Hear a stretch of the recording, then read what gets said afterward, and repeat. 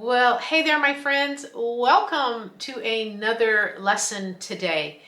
I am traveling down the road of gouache, which we've been doing off and on. In between my oils, we've done a few gouache lessons, but today I am sharing a full-length video of an image that came off of Facebook. Now, I don't normally use other people's images, and this image came from one of the groups where it's share your reference photo in the group itself to use for everybody to be inspired by and to use it. And it was a really great photo, beautiful greens.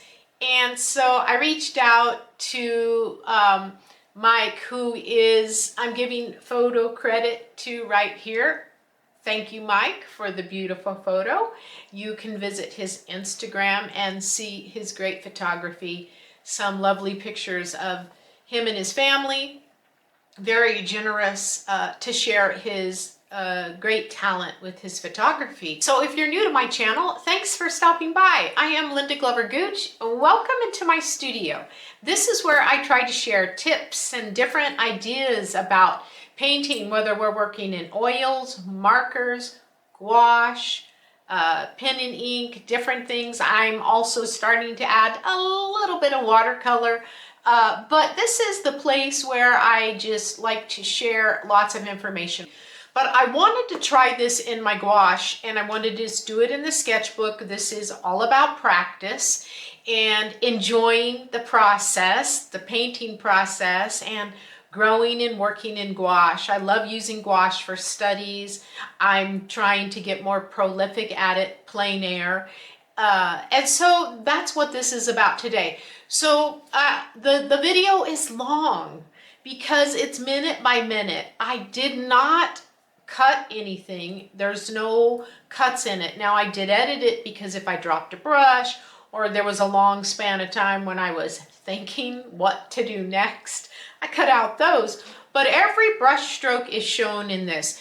So let me know in the comments if you like these long videos that are like minute by minute, or do you like it like I've done some of the others, which have been a little bit of time lapse, skipping forward, making the videos a bit shorter. I know we're all busy and sometimes it's hard to watch these long videos, but then some people want to see every brush stroke. So I'm curious what your opinion is and what you like to see on this channel. Now, what drew me to this image was this beautiful composition. It was almost handed to you on a platter, and the gorgeous Lush Greens. And I have to tell you, I have fallen in love with working with greens in gouache. I really, really like them. So this painting I did in a sketchbook. And it's not a big sketchbook, it's a small sketchbook. And I've listed all the information on what the book is. It's 100% cotton. And I've got the name, I've got even where you can grab this sketchbook. I have the information in the blog and also in this video below of where you can pick this sketchbook at. I bought it at Esty. I was liking the pretty covers just for something fun, not knowing what I was going to get, so I bought a small one. The paper is great for gouache. It's really working out quite nicely. So I used some watercolor on it too when I was out plein air. The watercolor works really nicely on it. So I think it takes gouache beautifully. So I reached out to them and they will give you a 10% discount. A beautiful little cover, which was what attracted me to it. So I went to the buyer and asked them about it, and they will give you a 10% off any orders that you place with my coupon code, and I'll drop it down below. I don't make any money off of it. I'm not an affiliate seller for them or anything. I'm not affiliated in any way except that I've bought from them. And I love the way gouache lays on this paper. Now, if you've been watching me, you know I have a Hanamule book that I use on my gouache and that I love. But I tried this out. I did this on a full spread. And and this paper is wonderful. It takes gouache beautifully. So I'm looking forward to getting another one. I'm going to get a little bit different one. They have like some square ones, look like they might be 8x8 or 6x6. So my demo is in this sketchbook, and you'll be able to watch it minute by minute. So if you've watched some of my videos, know that I work from quite an extensive palette here of the dry gouache. So this is the dry gouache palette that I use. And I wanted dry gouache to take outdoors, but I've even been using it inside as well. So this is the dry gouache palette. And, you know, I'll share a link to the video that talks about how I picked this out, why I have so many colors, and how much I love it. I'm liking it a lot. So that's my dry gouache palette. So this is my wet gouache palette. And if you don't know what a wet gouache palette is, here's an image of it. I'll stick it up on the screen so I don't have to open this up and get it on my hands. So that's the wet gouache palette. And if you're interested in any of these colors, I have a very extensive favorite gouache list of supplies that you can get your hands on. I'll drop the link down below as well so you can pick that up. It lists all of my colors that I use. It lists my brushes that I love to use. It lists the palettes. It lists all the good things that come along with this habit we have. So I'm going to take you to the video, but I have to do one enclosed statement here. Oh my gosh. You know, when you're videoing yourself and then you're editing it, you're like hearing yourself over and over and over again. And it's like annoying at times. But my whole vanity thing in this video, my hands are in your face, right? And okay, you know, I'm getting older and my hands have always been really, really thin. So you can fast forward if you don't want to hear the story on my hands. But my hands have always been like kind of skinny, long fingers. And I've always had like kind of a lot of veins and things showing up. And a few years ago, I'm standing at the kitchen counter and my grandson comes in, who's like about 9 at that time. And he's like, Gigi, what are all those like lines on your hands? He says with a horrified voice. And I said, oh, honey, that's just like, when you get older, like my veins are showing up and things. And I said, when you get older, your skin gets a little thinner. And his mom's standing there and she chimes in. She's like, yeah, Landon, remember I told you that you like those blue lines, that's blood under the skin. But when you cut yourself, it looks red, but under the skin, it looks blue. That's what that is. And he's standing there looking at my hand on the counter and he's like, that's really creepy.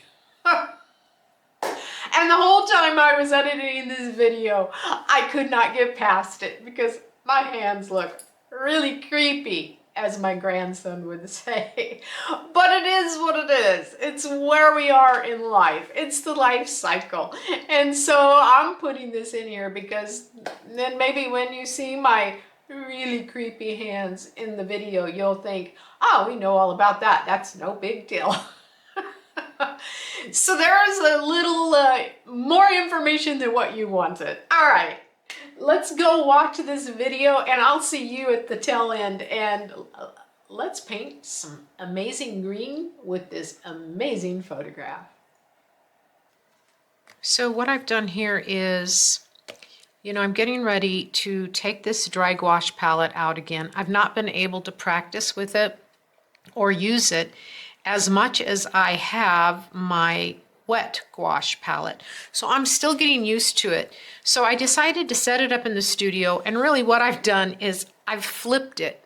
You know, I'm just trying to make myself use this. So I flipped it, and I have my color chart that I showed in a video before. Typically, I would be using this turned the other way around, but I'm inside with it, trying to make it comfortable for me. And so I think I can do it this way. So I flipped it, and then I have my palette on some blocks just to give it a little bit of a lift. And then I'm putting my sketchbook here. I've got my mixtures here if I need to know anything, but you know, it's a dry gouache palette. They match up pretty close with the color swatching. So yeah, that's working okay with that. I'm going to have a little bit bigger palette on the side to paint with, opposed to the small one up here. I'm going to put a small palette right here to the side once I start painting. But to start, I'm going to draw on this image, and I grabbed this image from the Facebook group, Share Your Photos, because I thought it was kind of cool and I wanted to try it. Super limited palette. This is not limited in any means whatsoever. So I might think, why did I do this? But we'll see. I'm going to draw on with a golden Faber-Castell aqua pencil that will disappear because it's water-based. And I'm using red because this picture is predominantly full of green. So I thought that could work. And I'm really just going to kind of do a spread right across the middle of this little book. Now, again, you remember what we're doing is this is a sketchbook and we're learning. So just giving myself a little bit of space here. If I want to do some color swatching or make some notes on the right, I've saved some room. And this picture has not quite that back horizon line about in the middle. I'll give myself a little bit more distinct line here, so I'm not so wishy-washy about where the edge is. I'm going to do a very loose, nothing sky up here. So let me give myself some markers. If that was the water, then maybe that's the top of the mountain there. Like, give yourself some dots. See if you can find your way around. Make things fit. All right, and if this was water and that water edge is there, the grass edge is there,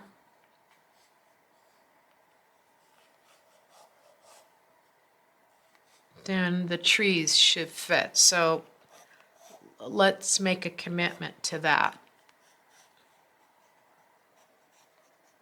No grid, no, none of that. Just drawing this on.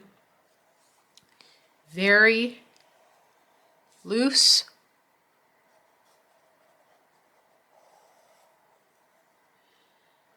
There's a grouping of trees over here on this edge. My image might be a little bit more square than what I drew, but that's okay. Because again, we are learning, practicing. And I don't know what this pencil will actually do once I mean, I've worked with them, but not like this. So this will be, it should disappear. And the red will blend in nicely with the greens. So she says now. We'll see what happens.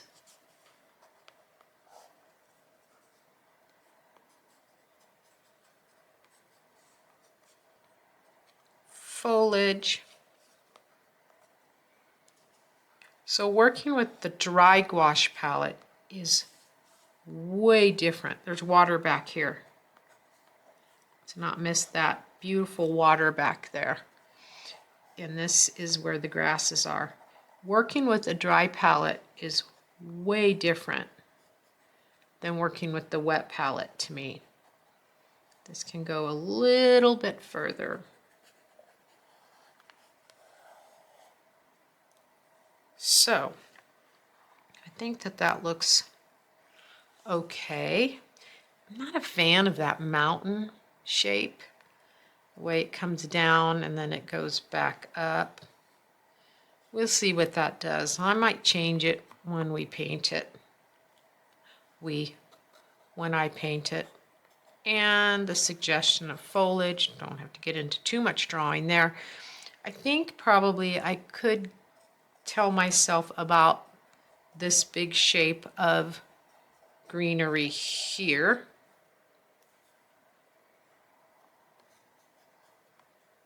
I'm not going to paint a bunch of leaves. I'm going to paint some big shapes, I hope. And right on off the piece. What will that be like? It's going to be interesting to see how this rolls with this. All right, I do not know which brush I want to use. Looking at a couple different ones. My good standby Princeton Snap, the 1/2 inch. I love the Stroke 1/4 inch Velvet Touch Princeton. Then I have out the Princeton Velvet Touch Long Round. Don't know for sure. I'm thinking I'm going to try and do big shapes to start. So I'm going to think big shapes and probably get in my first layer of sky. I think with dry gouache, what happens is you've got to think in layers, and I'm so used to working with wet gouache. So I've got my water. I'm working on a porcelain palette plate because it's easy without any dividers. I have found when you try to use those cute ones with dividers and gouache, it's much more work to clean up. And then I just have a little porcelain water container. I have more water to the side if I need clean water. So in this painting, in this scene, the very lightest light is the sky. What I do is I put out some white. That I need to inform you of. I tear a small piece of paper towel, fold it, I dunk it, just like you're dunking your donuts in your coffee. And I put it in the corner, and I put a little bit of white right there, because I don't keep white in that palette. I just keep my white separate. We know that, so I put water, I used a small dropper and dropped water in all of these because I hadn't used them for a while. And instead of spraying down this whole wooden palette, I thought I'm going to do it that way. I'm going to try cobalt blue to keep this really light to start. And let's just get a layer in here. This is totally different than when I paint. I like the thick paint, but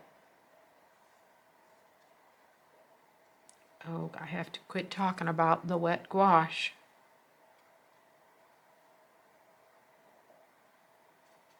I'll just throw a little bit in there. Probably a little bit too dark.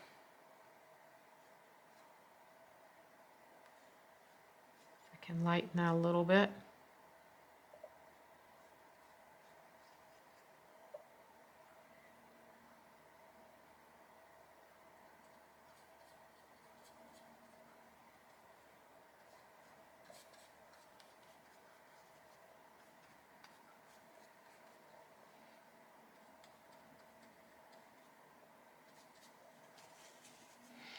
All right, now I want to go, I have cleaning water off to the right. That'll be my clean dipping water. So I want to get some greens going. I'm not going to save that because there's nothing special about that mixture. And I'm going to try and get just some big shapes. So I'm trying this Holbein Moss Green, and this is the color that I love to use, which is an olive green by Winsor Newton, Holbein Permanent Green Deep. Then I've got my earth tones up here. I've got yellow ochre, burnt sienna, and raw sienna. I think I shall start off with what I know. There, let's see what this moss green does. Nice. I thought I was going to like that moss green. That's pretty darn nice. And let's see what happens with just a tad bit of burnt sienna. I'd like it to be darker. So to get that darker indigo blue is my go-to. Stay red.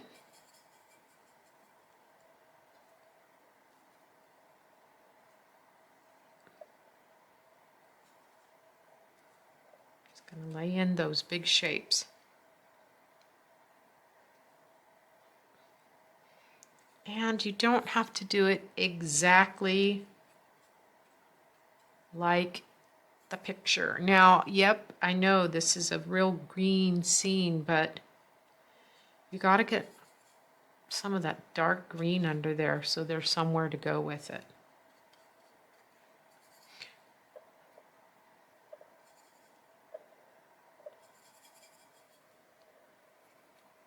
Yep, I like the Holbein Moss Green in gouache. Not bad. All right, I'm going to lay some dark under there.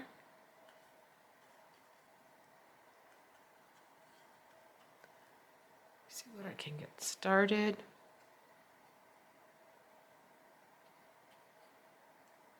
Squinting down to see.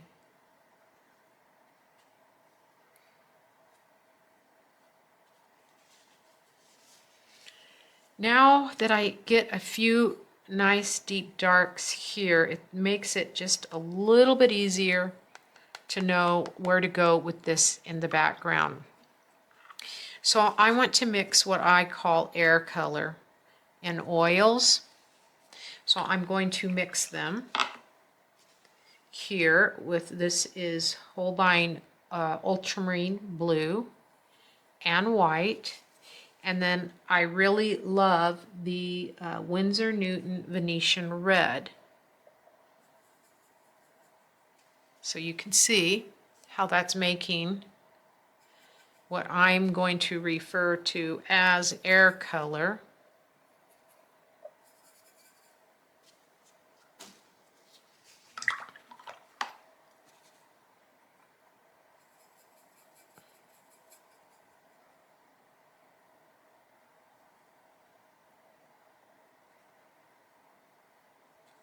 Put at the base here, where I see some of that really pretty gray blue back behind these trees. I'm just going to pull those trees over the top of that, those tree trunks. Now that's going darker, of course. That's the thing with gouache. It's constantly changing those values.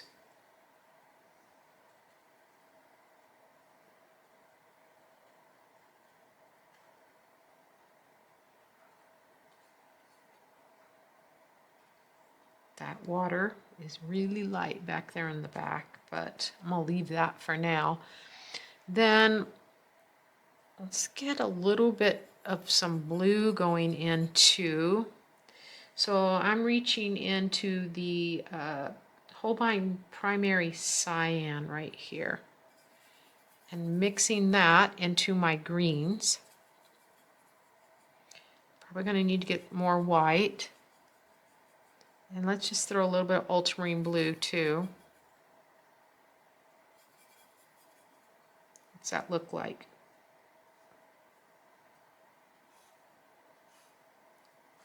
Probably going to go too dark on me, knowing what I know about gouache. That might be too light. And it's just a constant as you maneuver through this. So that's the cyan blue, which I really like that cyan blue for some mixtures. For this back distant mountains, but I do want to keep it being toned with blues. But they are a lighter value than the trees.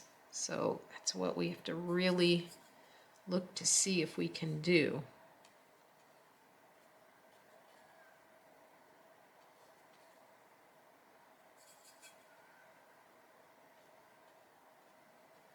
Add enough white, but I don't want to go chalky. And I'm not going to worry about the trunks. They're going to come over the top of this. I'm just going to have to do that for now. Okay, not bad. Not too bad. See those values? Trying to work with those darks and lights just to create that whole value change. So we at least know it's there. And then these dark purples are those beautiful colors back underneath those trees. So now let's mix the next round of green. And so again, know that I'm really cleaning my brush. I have a big water bin off to the side. See that? So that I'm really keeping my brush clean and I'm not dirtying my dipping in water. That way I always have something that I've got clean here. This little pottery dish here. I've always got something clean to work with. So I want to bring in the greens, and because we're back in the back, let's pick up some of the Holbein Viridian green. All right, and then knowing, what does that look like? We need some dark. So we're going to start dark and then work our way up. So indigo is my person I go to. Cool greens. I'm using the Holbein Permanent Green Deep is similar to when I'm thinking in this, I think about Viridian and oils. I have to speak this type of, if you're not an oil painter, I'm sorry. It's my reference point of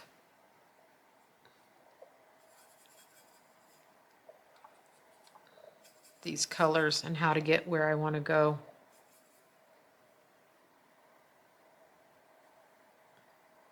Now these aren't necessarily that much, most of the dark is down low, but I want that mixing in with the violet. I want to see how that's going to mix in with those violets. It's my goal right now, just to get some of that green mixing with, I don't want to lose the air color down here. It's one thing I don't want to do is lose all of it, but try to mix some of that in. And then the tops are going to go a little bit, let's get into this Holbein Permanent Green Light up here at the top. You know, I put a lot of water in these to start, and they were really dry. They've got some very pretty, bright green.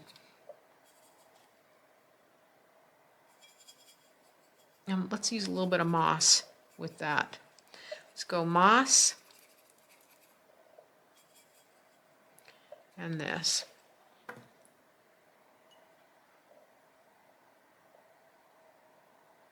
This is what I did before I started painting. I may not use all these colors, but I'm re-wetting them all. That way they're ready to go. Yeah, I could spray it, but I'm protecting the wood on this little paint box. So that doesn't take that long to do that.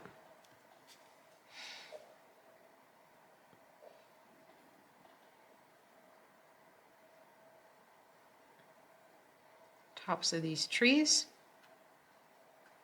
Just shapes. No real detail. Could vary it a little bit.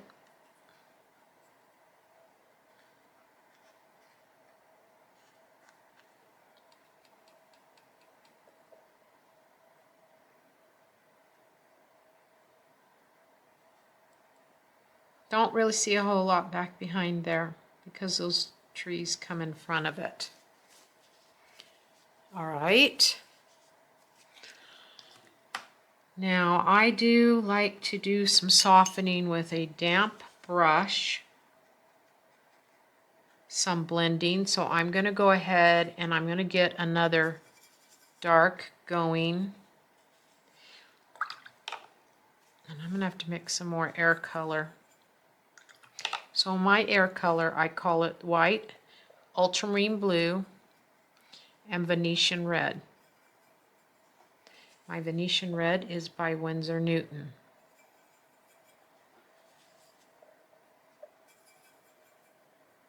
It's a beautiful blue violet.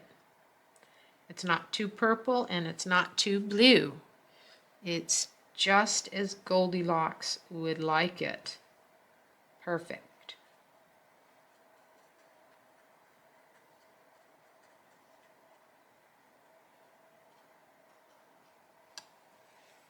Then I want that green.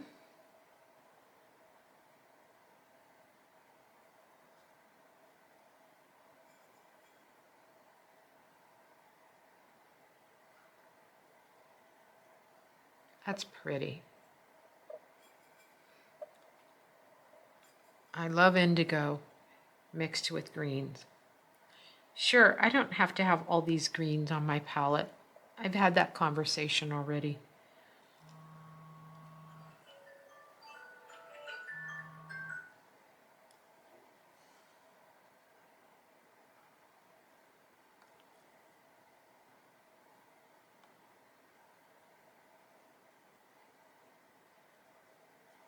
I know there's going to be some nice light around this bush, so I do want to make sure that I'm dark enough behind it.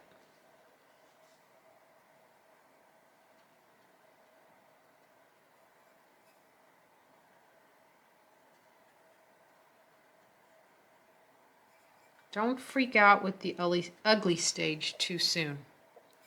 Give yourself time to get past the ugly duckling.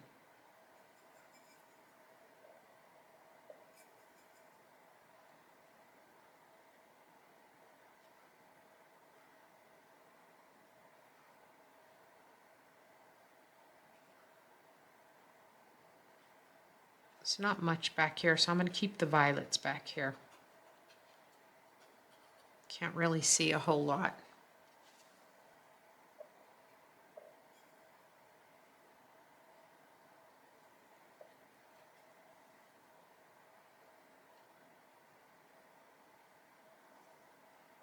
Tree trunks later. There are some tree trunks. There are some little trees down here low that have some light. Don't think that will be too bright because it's mixing into some other greens. So we'll see. I don't want to get that too busy at the same time. It's going to be hard to read what's happening.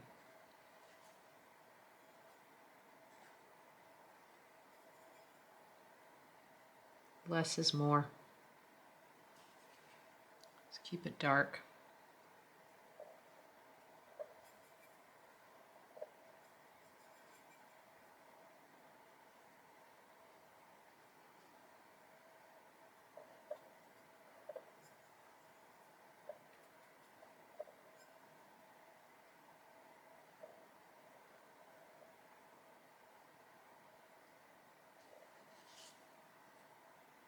I got a lot of wet paint there.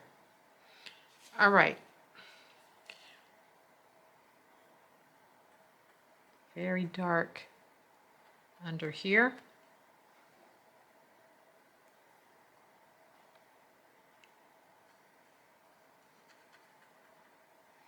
And we really need this to jump much more forward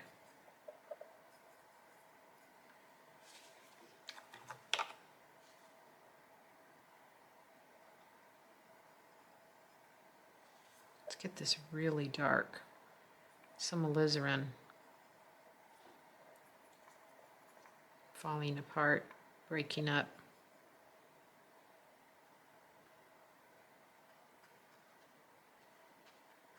I want these values on this front bush to be really dark right now.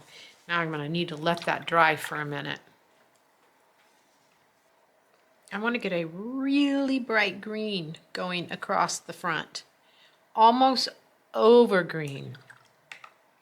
So the Holbein Permanent Green Light, you know, I'm trying it. I've been using Winsor Newton Permanent Green Light.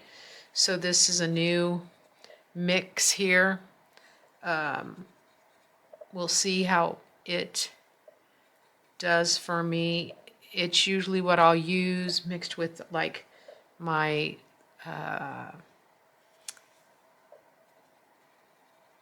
Green Deep, or much like a Viridian in some brands. But I need this to be more yellow, so let's see what we can do. Let's wake up this yellow ochre.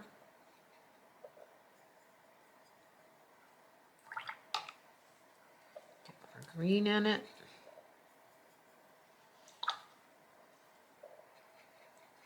I'm cleaning between going into those, but you know, when you're out plein air, you don't always have time to do that. So these get a lot dirtier. What's that look like? One clean, long stroke to start. Let's get some more. Let's really bring that up a little bit more.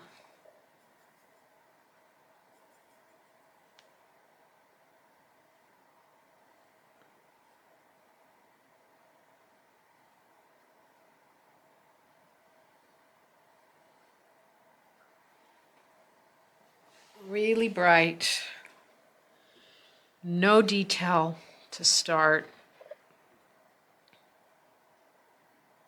I like detail as much as the next person, but you gotta have the foundation first.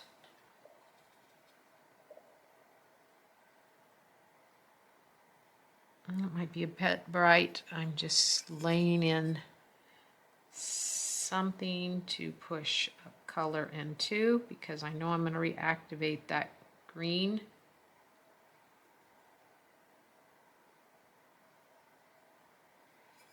Well, let's get some darks going here. Back to the moss, Holbein moss, and olive green. A little bit prettier green in here.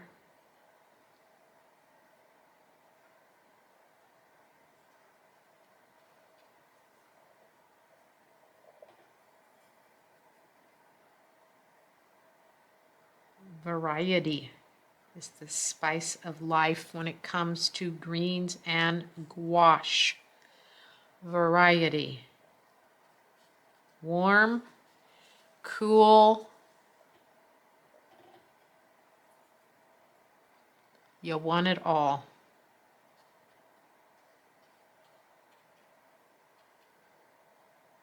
We want warm, we want cool.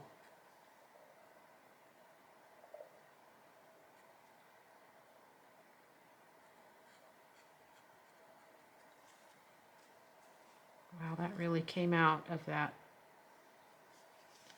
That raw sienna is soft.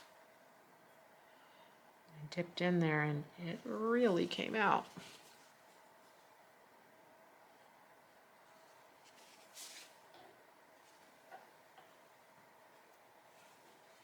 Still maintaining the light back there for that water.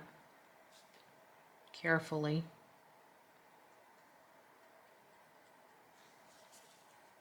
Don't want to lose any of that. See that? Don't want to lose it. I really haven't done a whole lot of white. I've used a little bit, but not a lot. Maintaining some of these lights just with the brightness of the paint itself. because white can make things go chalky. It's the one thing it will do. Can make things go chalky on you. Come on, wake up, guy. Need some color here. Ooh, that yellow that's intense. This is Winsor Newton Cad Yellow Pale, and it's intense. Doing more than I want it to do here.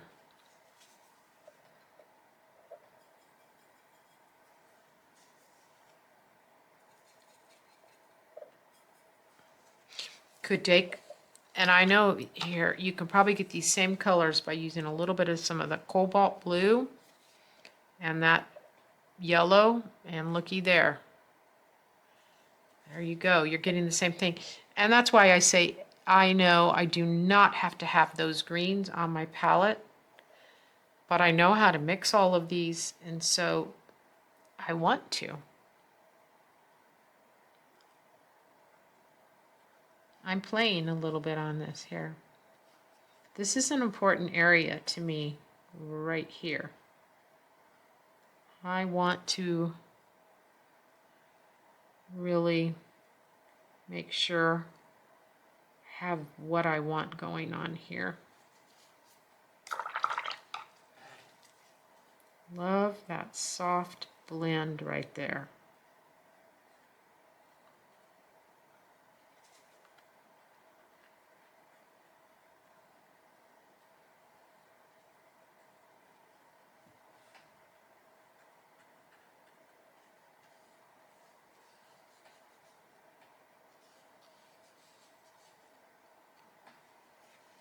Okay.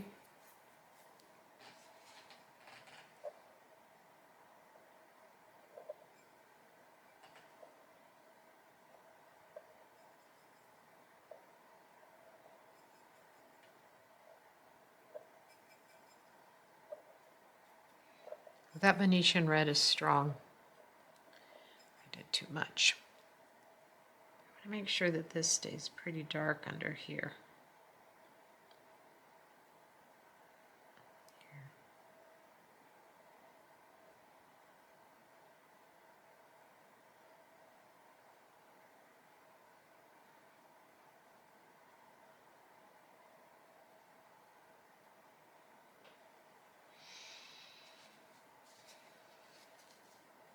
Okay.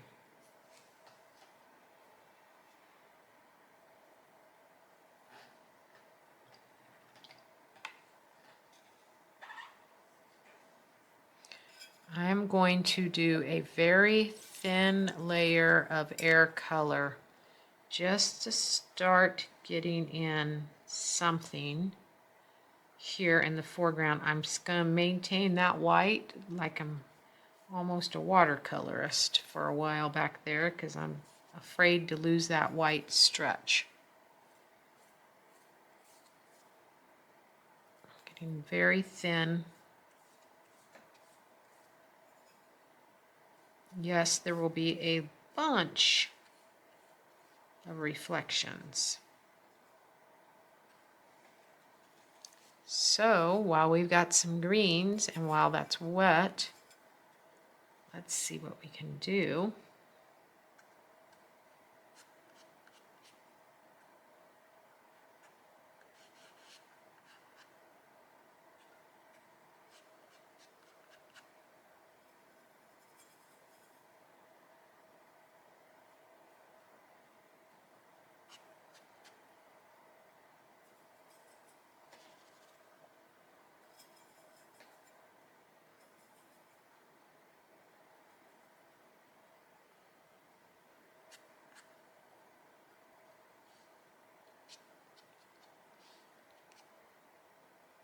We're not going to get any of these trees in right now, obviously,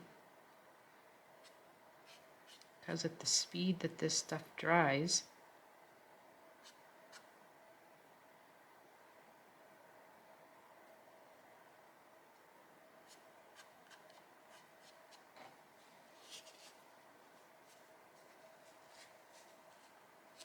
Let's start.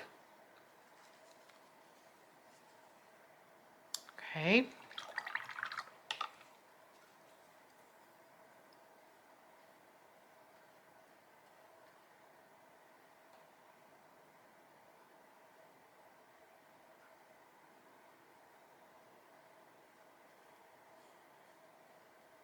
This almost looks like white.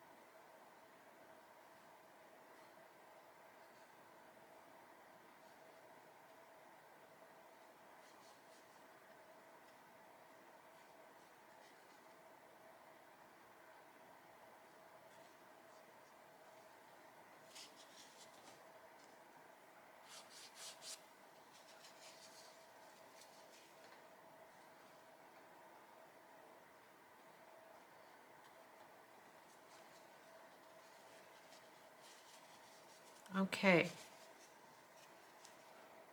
This is one of those situations where less is more. Let's do what I've been dreading, what I've been putting off. This is trees. Okay, I want to maintain where my air color is. I think we've got some area here that I can clean away to work trunks, a dark trunk color.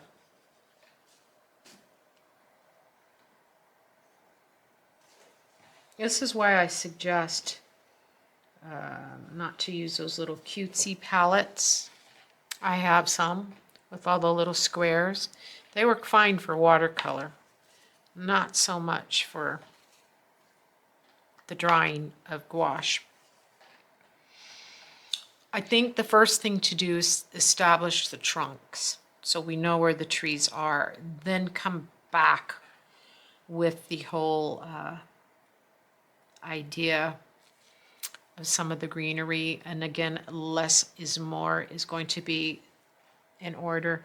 This got dried darker. I wish that it was lighter. Possibly may try and lighten it, or I might not. I would use indigo, or you can use ultramarine if you have ultramarine. And depending on what colors you have, I like the Venetian red mixed in with this. Maybe I'll add ultramarine blue into this. See what we get here. Instead of, it's going a little bit too purple with the ultramarine. There's the answer. Let's see what happens here with Viridian. We're playing right now. I'm sorry, I meant burnt sienna. Okay, so burnt sienna and indigo.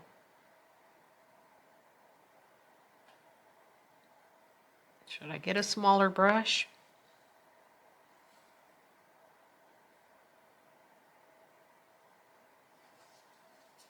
I don't know.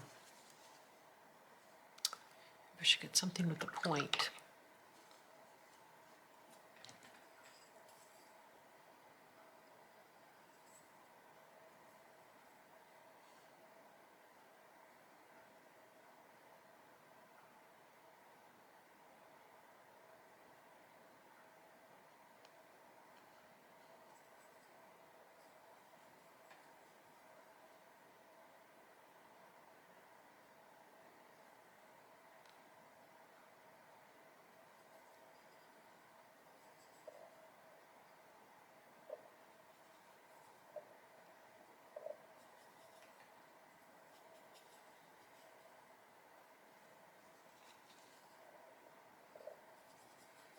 You just have to keep mixing until you get the color you want.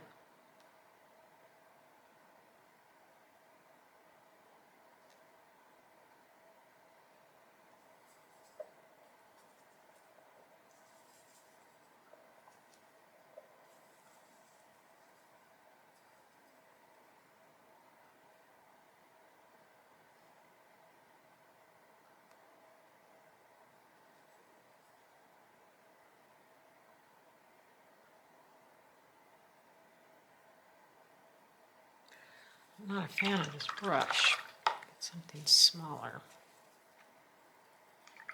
For this, I like this brush, but it's too big. Let's go down in size. This is the number 6 round Princeton.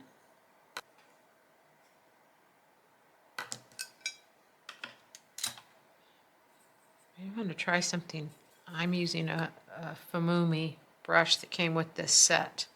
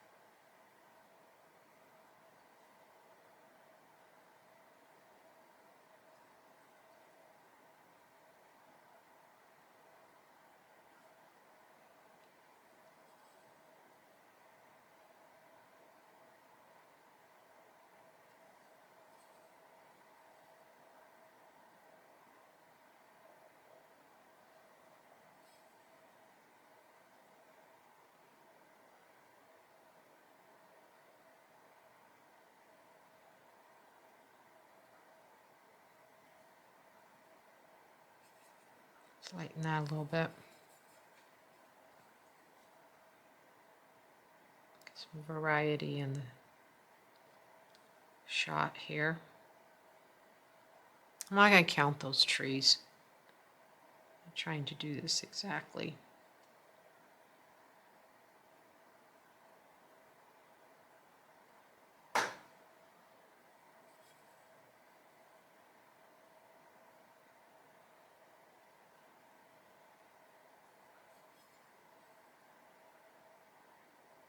You might notice that I'm missing sky back behind some of that.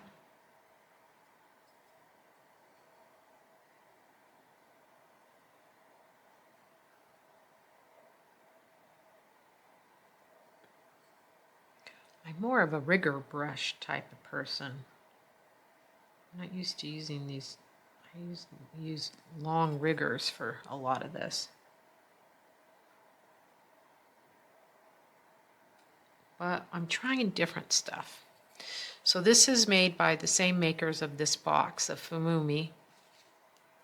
And it actually is a travel brush. Take it apart and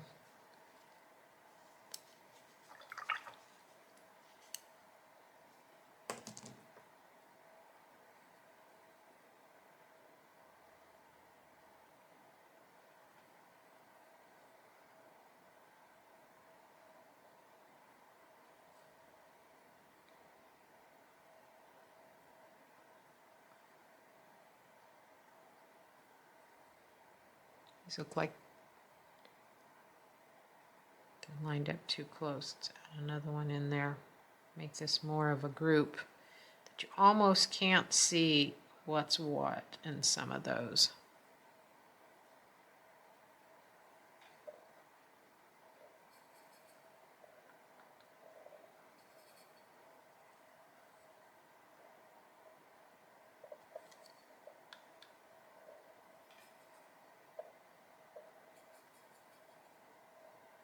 I don't have black, I don't have burnt umber, I don't have any of those types of colors in this palette because I mix my darks with using mostly indigo or alizarin.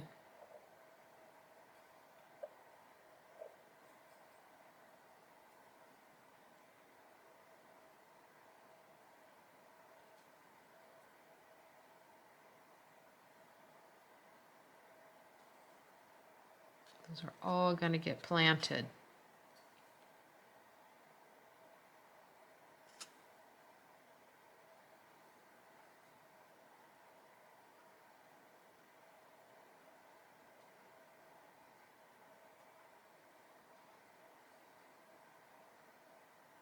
Don't know that I want to use this brush for all those fine branches.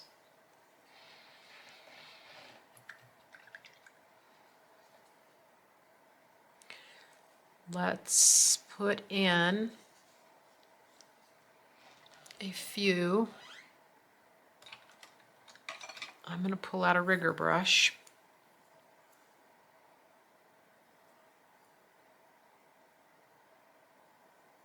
See if I can get some stuff. Just do not try to do perfect line work. Okay, I don't have sky.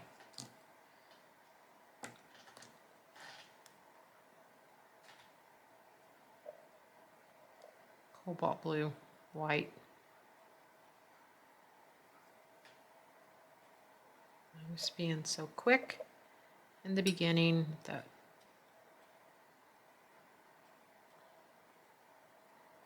and that's good enough. Now I can't really put any branches over that while that's wet, but at least it kind of killed a little bit of the white paper.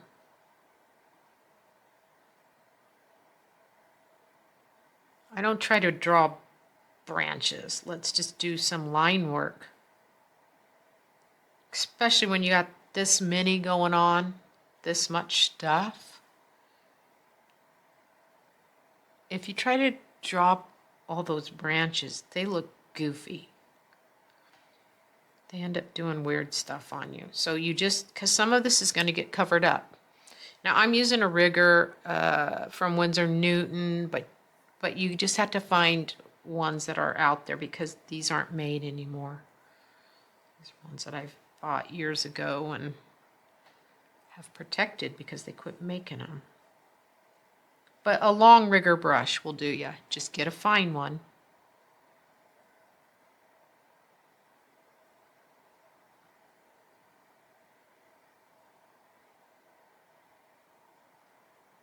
Oh, see, that's bleeding. Not waiting long enough. I'm gonna have to wait on that. So I'm kind of at the point of not wanting to overwork this. So I'm gonna get a very watery consistency here and just barely suggest those.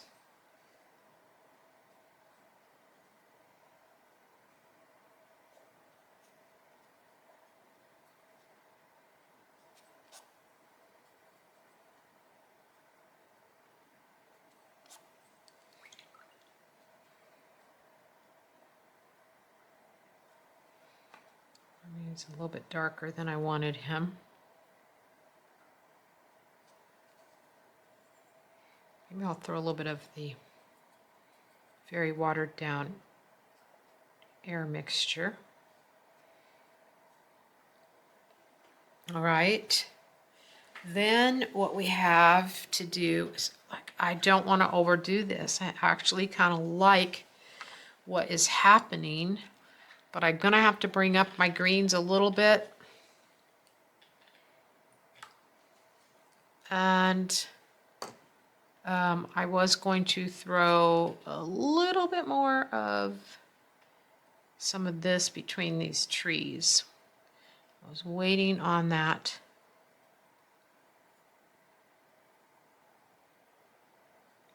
sky to get dry.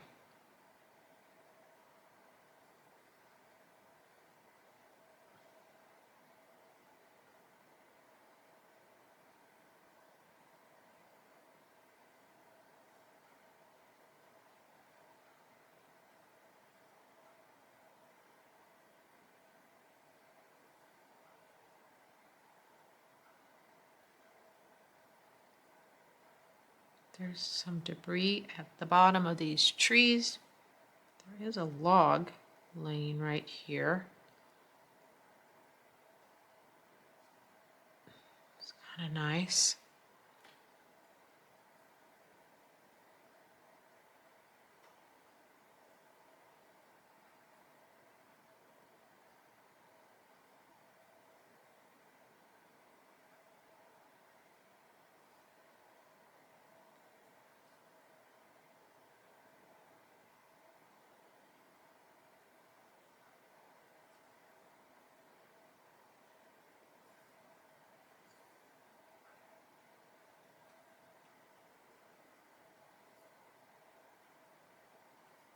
Just a few bigger ones that possibly could be a few bigger branches within the tree.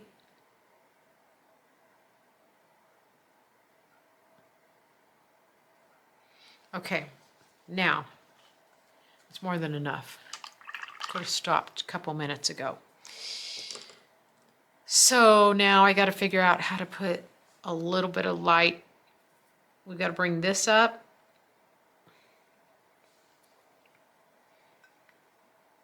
Let's make sure that our green is awaken. Let's make sure all of our greens are awake. Our earth tones. Haven't even used any orange. See, you don't need this big of a palette. I just like it because it's pretty.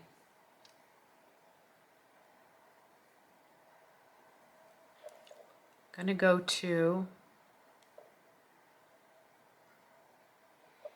start mixing this up. Wake this guy up.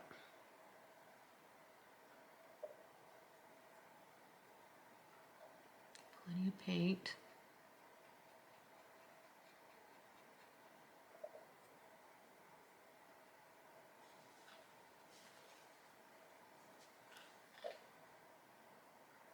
Some yellow ochre.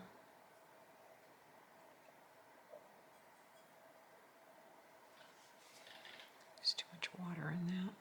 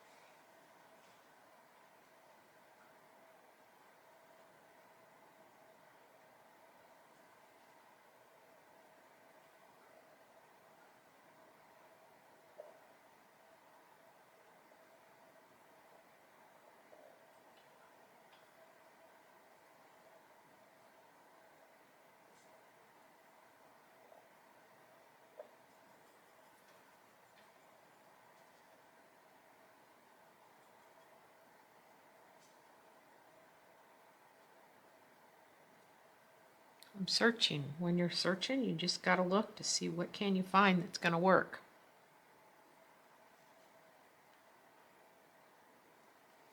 Remember that they're going to dry darker. That's the whole thing with gouache.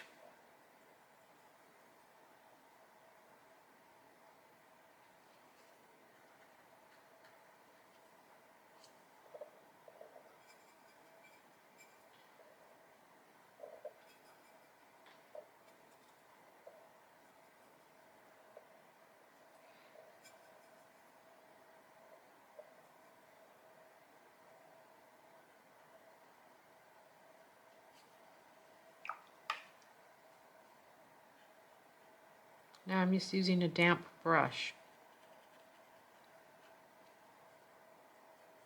Get some blending here.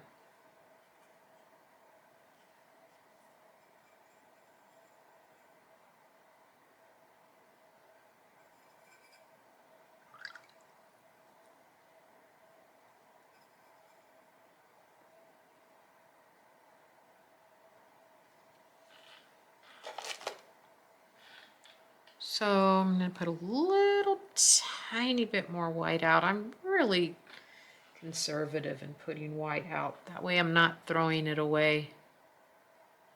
Only putting out what I need.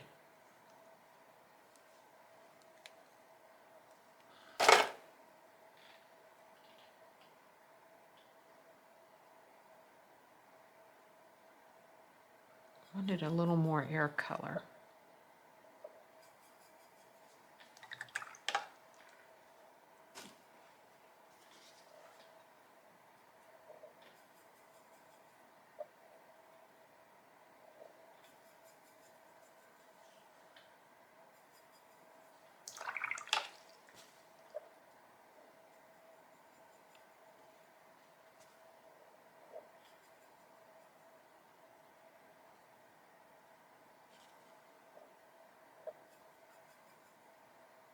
I didn't like just that perfectly round bush.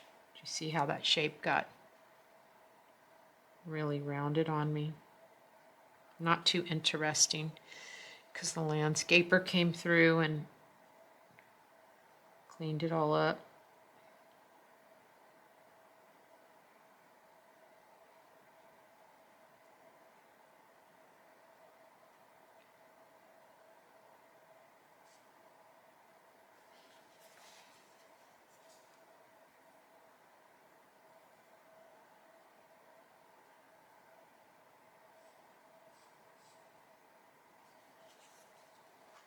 And this is just where you start picking and seeing what you want to do.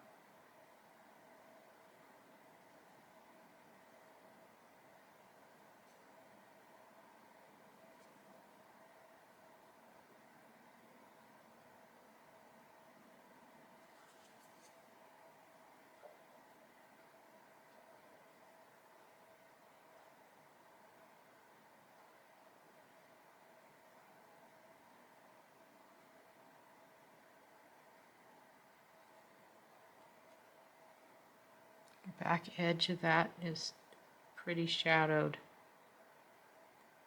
under those trees.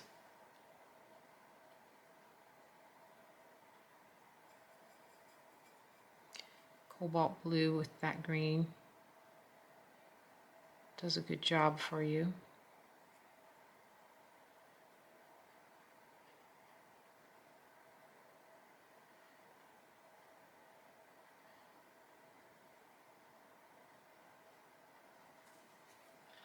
Anywhere that you want to soften an edge, it's just a damp brush. Pushing that back up. Get that edge soft.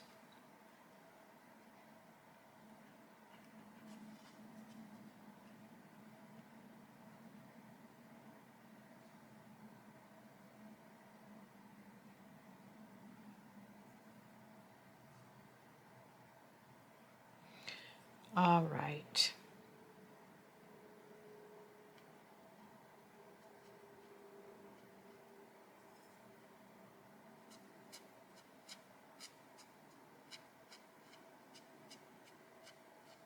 Put a dry brush on these edges.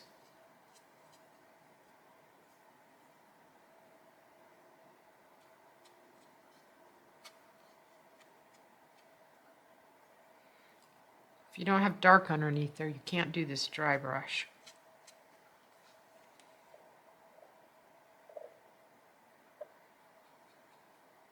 Need more paint. So I'm using yellow ochre, my Holbein permanent green light, a little bit of white,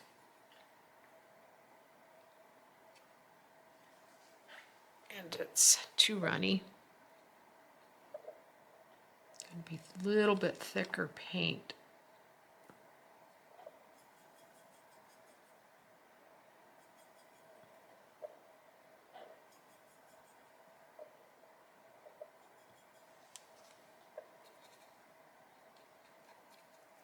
Take some work.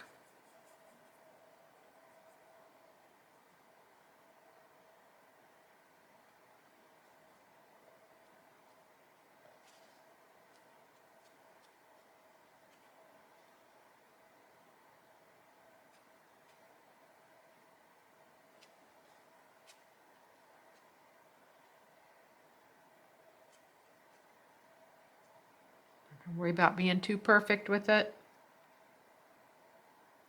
Hit and miss here and there.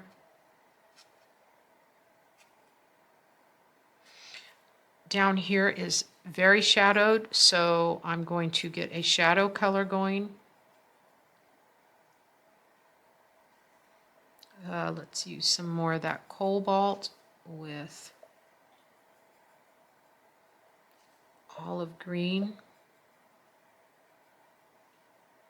I don't want it to be quite as dark as indigo.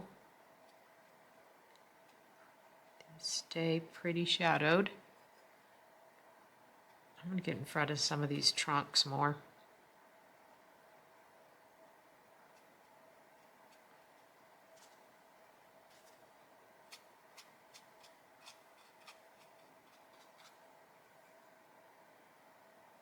Pretty dark up here. Nothing to see up here. As they say, nothing to see here. Kill that corner. A few little sky holes. So close to being done. Touch shadowing underneath some of those lights. Okay. Very subtle. This is where you really want your dry brush to be hardly anything at all.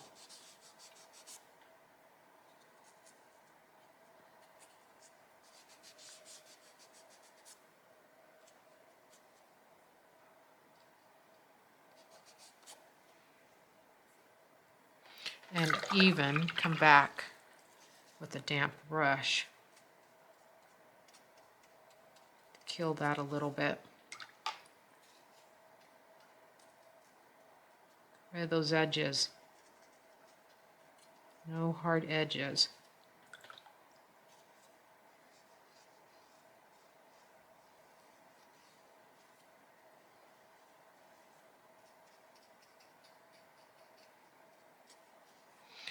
I could even, if I wanted, a little bit more of that air color.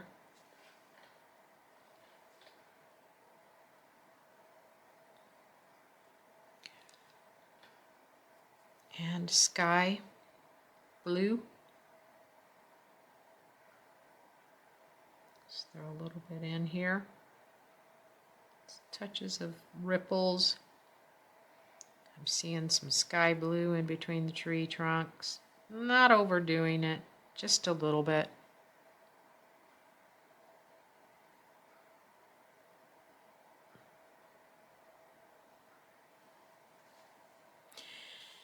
And then you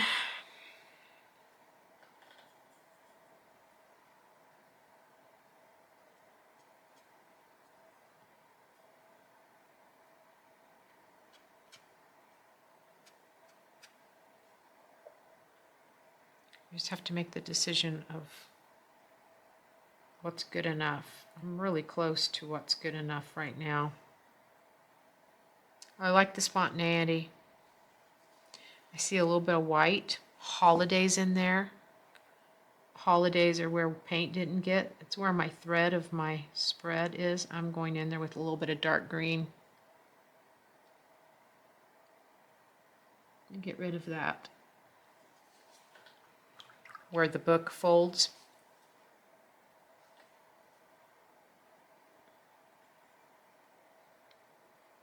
It might wear over time anyway, so probably want to get some paint in there. I've got little spots of white canvas back there, paper, and not bothered by that at all. Maybe this corner could be finished off with a little bit of paint.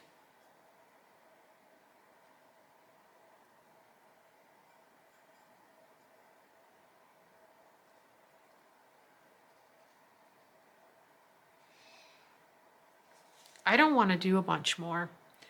I thought I could do some little grasses if I did any, and then I will regret it. It would be maybe a few on this end down here.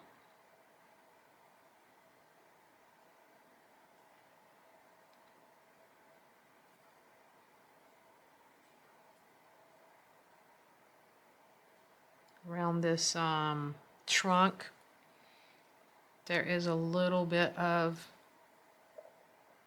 light. Let's see what we can work up here.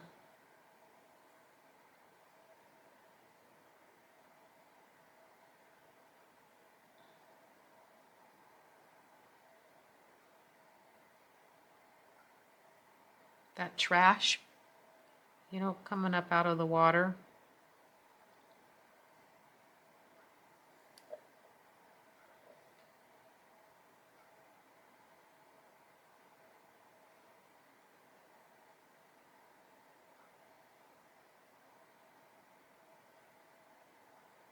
Maybe a few highlights on a trunk or two. Again, I am not going to get carried away with all that. Oh, I could all day long. I like detail as much as anybody else, but I do like the spontaneity of this. So this is where you have to go and say, how much more? I'm wondering about the very tops of those trees. If I got them a hair bit more intense, would it? I don't want to try to change that mountain. It is what it is.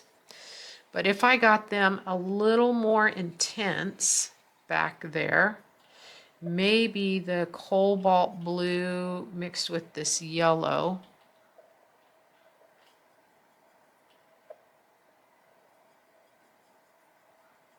And white.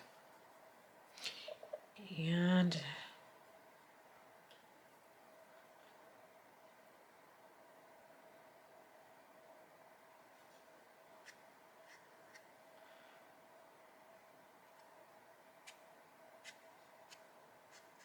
just a few tops.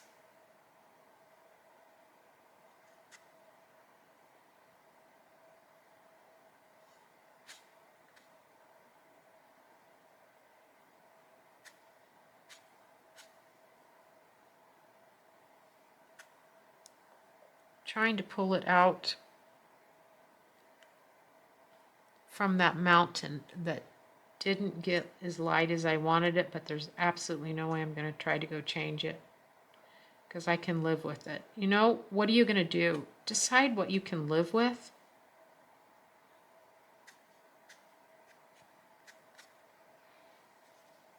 My sky is bluer than the picture, but I'm okay with that.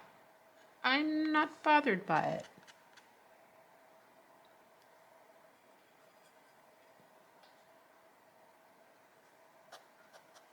No greens on those purples back there. Could probably maybe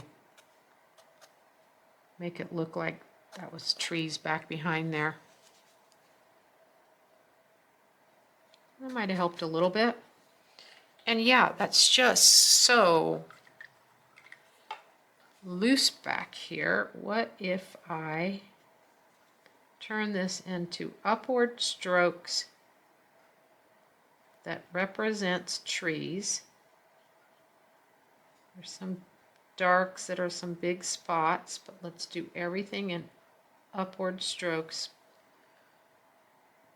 softening, blending, without putting a bunch of detail in there.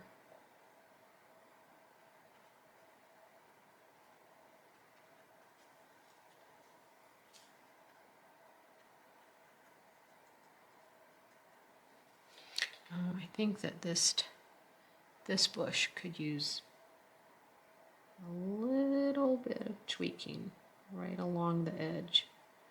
Pop it out in front.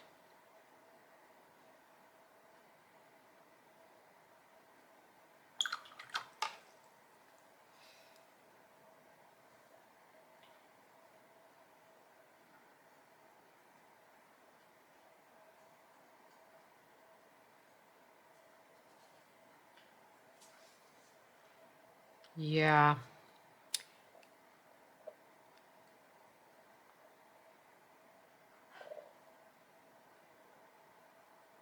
And then that's where you say enough. I want a really bright light. I like that light on this pink right here.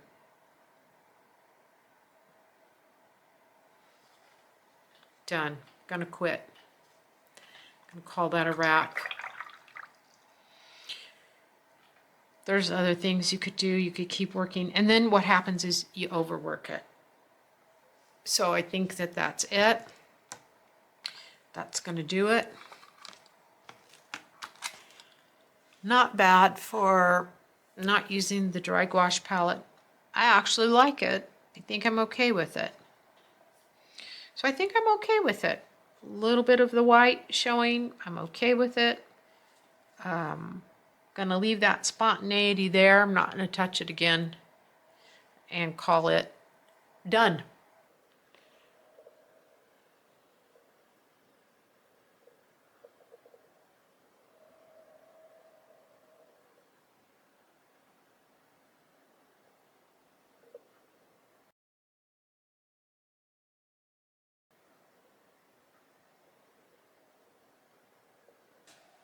Okay, I hope that you found that really helpful. I hope you didn't fall asleep and maybe you scanned past through some areas, and that's totally okay. I get it because it was a long video.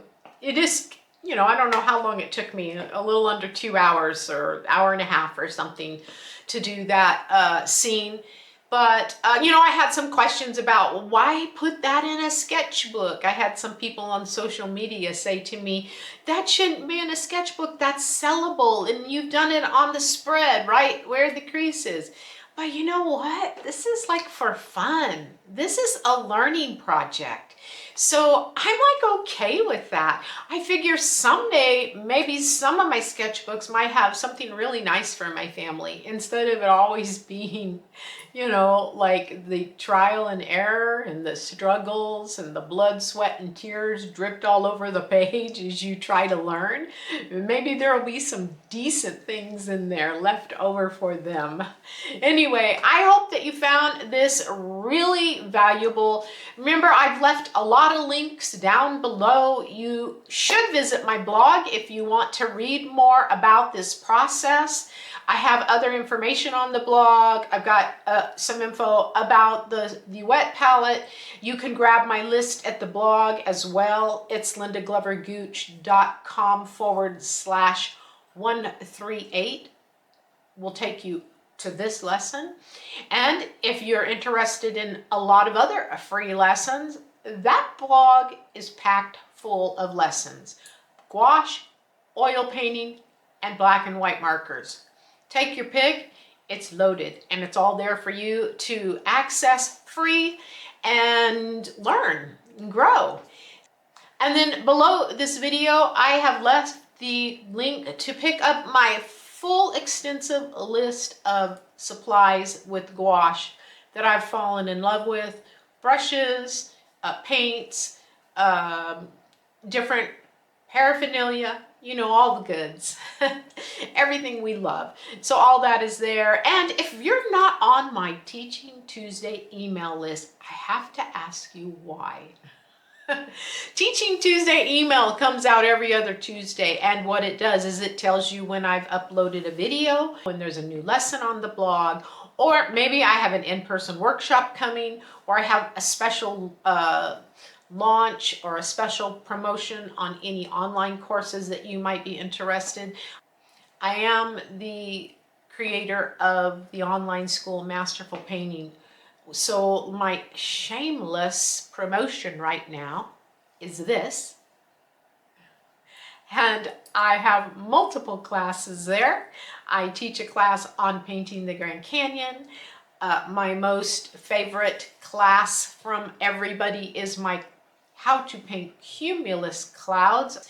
And then I have a course all about rocks, and it's a small, short course that you can get through, and it really teaches you a very cool way to look at rocks and to start abstractly and to get them painted in and to loosen up and not be married to your photograph, but to have some creative freedom, but also learn how to paint rocks. So that course is there, and then I have my really fun sketch extravaganza, which is all about sketching with black and white markers that I'm a big proponent for.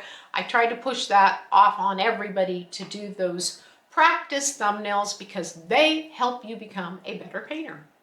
And that's what we're here for. All right, my friend, I want to thank you.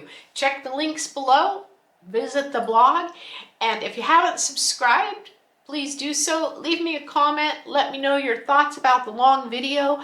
And other than that, get to work creating something and have fun. I'll see you in the next video.